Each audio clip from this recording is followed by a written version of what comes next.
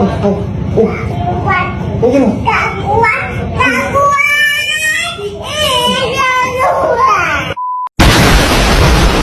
memang Mbak nggak bingung.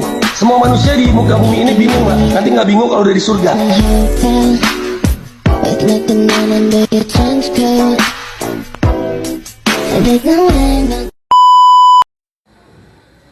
Oke, baik, terima kasih atas kesempatan yang diberikan kepada kami untuk memaparkan sedikit materi tentang biografi, peran dan keteladanan dari tokoh R.A. Kartini.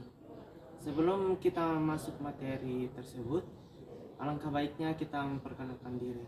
Perkenalkan, nama saya Donita Rima. Saya Erin Girigan. Perkenalkan, nama saya Renti Bedatu. Oke, kita masuk pada materi yang pertama, yaitu biografi dari Raden Ayu Adipati Kartini Djojo Diningrat, atau sering disebut dengan gelarnya sebelum menikah, yaitu Raden Ajeng Kartini. Nah, di mana Raden Ajeng Kartini ini adalah seorang tokoh Jawa dan pahlawan nasional Indonesia. Dan Kartini adalah seorang pejuang kemerdekaan dan kedudukan kaumnya pada saat itu, terutama bagi wanita Jawa. Ia mempunyai tanggal lahir yang sama dengan seperti Dr. Rajiman Wedyo Diningrat, yakni sama-sama lahir pada 21 April 1879. Nah, Raden Ajeng Kartini ini lahir pada 21 April 1979, di mana dia lahir di Mayong, Jepara atau Hindia Belanda, dan meninggal pada 17 September 1904 pada umur yang ke-25 di Rembang, Hindia Belanda. Dan Raden Ajeng Kartini ini dimakamkan di TMP Bulu, Kecamatan Bulu, Kabupaten Rembang, Jawa Tengah. Nah, ia dilahirkan dalam keluarga bangsawan Jawa di Hindia Belanda atau sekarang Indonesia. Setelah bersekolah di sekolah dasar berbahasa Belanda, ia ingin melanjutkan pendidikan lebih lanjut, tetapi perempuan Jawa saat itu dilarang mengayam pendidikan tinggi. Ia bertemu dengan berbagai pejabat dan orang berpengaruh, termasuk J.H. Abendanon yang bertugas melaksanakan kebijakan etis Belanda. Nah, setelah kematiannya, saudara perempuannya melanjutkan pembelaan untuk mendidik anak perempuannya. Surat-surat Kartini diterbitkan di sebuah majalah Belanda dan akhirnya pada tahun 1911 menjadi karya habis gelap terbitlah terang. Kehidupan perempuan ini, desa dan surat-surat putri Jawa, ulang tahunnya sekarang dirayakan di Indonesia sebagai Hari Kartini untuk menghormatinya, serta beberapa sekolah dinamai menurut namanya dan sebuah yayasan didirikan atas namanya untuk membiayai pendidikan anak perempuan bangsa Indonesia. Itulah sedikit penjelasan tentang biografi Raden Ajeng Kartini, dan selanjutnya akan dibahas oleh rekan kami. Baik, di sini saya akan menyampaikan tentang keteladanan dari Ibu Kartini. Yang pertama, cerdas dan berwawasan luas. Walaupun berhenti sekolah di usia 12 tahun, tetapi dia tetap semangat dan mempelajari hal-hal baru saat di rumahnya lewat kotak bacaan langganan ayahnya. Ia memperkaya wawasan lewat buku, koran, dan majalah dari dalam maupun dari luar negeri. Bacaannya juga berbagai tema, mulai dari sosial, politik, hingga sastra. Yang kedua, memiliki tekad yang bulat dan pantang menyerah, di mana saat bersekolah ia kerap dicemooh dari guru-guru orang Belanda karena ia perempuan satu-satunya yang memiliki kulit yang berbeda atau berwarna. Walaupun begitu, ia tetap rajin dan semangat belajar, tidak pantang menyerah dalam melakukan atau berusaha maju menyamakan diri dengan kepintarannya atau kecerdasannya. Yang ketiga, religius dan menghormati orang tua, di mana pandangan Kartini sangat berbeda dengan orang tuanya. Pertama, ia diharuskan untuk berhenti sekolah dan dipingit di rumahnya hanya untuk menunggu lelaki datang melamarnya. Lalu, saat ia dilarang pergi ke Belanda atau Batavia untuk menyamanyam pendidikan, dan terakhir saat ia dijodohkan oleh orang tuanya. Walaupun begitu, ia tetap menghormati sikap dan menerima keputusan orang tuanya.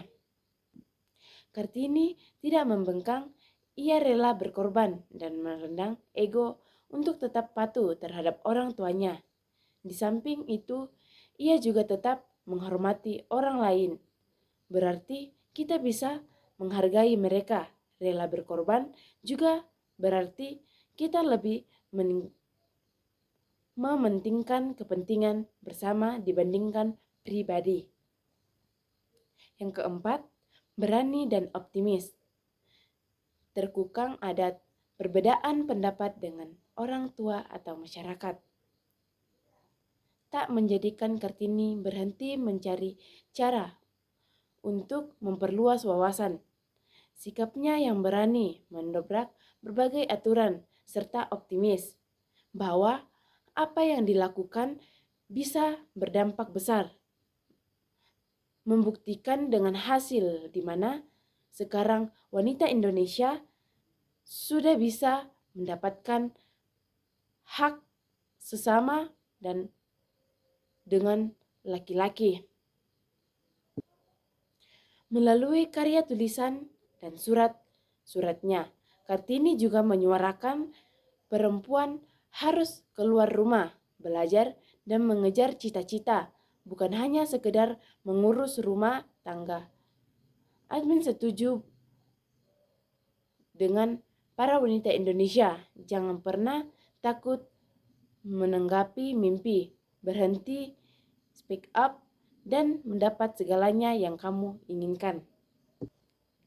Yang kelima, sederhana dan rendah hati. Lahir sebagai keturunan bangsawan tak menjadi dirinya sombong atau hidup berfoya-foya, bahkan menolak perilaku para bangsawan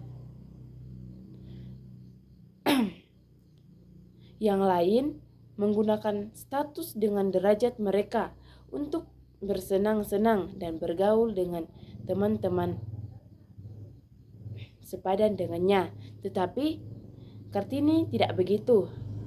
Ia malah senang bergaul dengan teman-teman siapa saja karena ibu kandungnya hanyalah selir dan rakyat biasa. Yang keenam, berjiwa sosial dan penuh kasih sayang. Kartini sangat peduli dengan orang-orang di sekitarnya. Beliau mengajar pada anak-anak kecil yang tak seberuntung dirinya, tetapi mendapatkan pendidikan. Beliau pun selalu memandang bahwa manusia diciptakan untuk saling menyayangi dan mengasihi. Sifat perhatian ini bisa kita terapkan dengan memperhatikan hal-hal kecil di sekitar kita dan meningkatkan rasa empati dengan sesama agar orang-orang juga ikut bahagia. Itulah beberapa keteladanan yang dapat dipelajari dari R.A. Kartini. Halo, di sini saya akan menjelaskan lebih detail mengenai peran-peran apa saja yang dikemukakan oleh R.A. Kartini. Nah, kita tahu bahwa Raden Ajeng Kartini adalah sosok yang sangat penting dalam sejarah perjuangan emansipasi perempuan di Indonesia. Beliau tidak hanya dikenal sebagai simbol perjuangan perempuan tetapi juga sebagai seorang intelektual, penulis, dan pemikir visioner. Nah, peran utama R.A. Kartini yang pertama yaitu pionir pendidikan perempuan, menyadarkan pentingnya pendidikan. Kartini menyadari bahwa pendidikan adalah kunci untuk memajukan perempuan dan mengubah status sosial mereka. Berkorespondensi dengan teman-teman Belandanya. Melalui surat-surat kepada teman-teman Belandanya, Kartini mengutarakan pemikiran tentang pentingnya pendidikan bagi perempuan dan kondisi perempuan di Jawa. Surat-surat ini kemudian dibukukan dan menjadi inspirasi bagi banyak orang. Mendorong pembukaan sekolah untuk perempuan. Kartini terus berupaya agar perempuan mendapatkan kesempatan yang sama untuk belajar seperti laki-laki. Yang kedua itu membela kesetaraan gender. Menentang perkawinan anak. Kartini sangat menentang praktik perkawinan anak yang pada masa itu masih dianggap sebagai hal yang biasa. Membela hak perempuan untuk bekerja. Nah, Kartini berpendapat bahwa perempuan memiliki hak untuk bekerja dan berkontribusi dalam pembangunan bangsa. Nah, menolak diskriminasi terhadap perempuan. Beliau menentang segala diskriminasi terhadap perempuan, baik dalam keluarga maupun masyarakat. Yang ketiga itu pelapor perubahan sosial, mendorong perempuan untuk lebih aktif. Kartini mendorong perempuan untuk lebih aktif dalam kehidupan masyarakat dan tidak hanya terbatas pada urusan rumah tangga. Memperjuangkan kemerdekaan bangsa. Meskipun pada fokus emansipasi perempuan, Kartini juga memiliki kepedulian terhadap nasib bangsa Indonesia dan mendukung perjuangan kemerdekaan. Yang keempat itu inspirasi bagi perempuan Indonesia.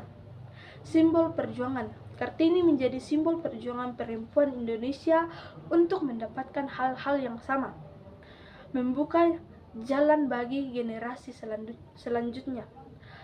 Berkat perjuangan Kartini, banyak perempuan Indonesia mendapatkan kesempatan untuk bersekolah, bekerja, dan berkontribusi dalam pembangunan bangsa. Nah, itulah peran-peran yang dikemukakan oleh R.A. Kartini. Sekian dan terima kasih. Oke, itulah sedikit materi tentang biografi, peran, dan keteladanan dari R.A. Kartini. Semoga bermanfaat bagi kita semua. Terima kasih.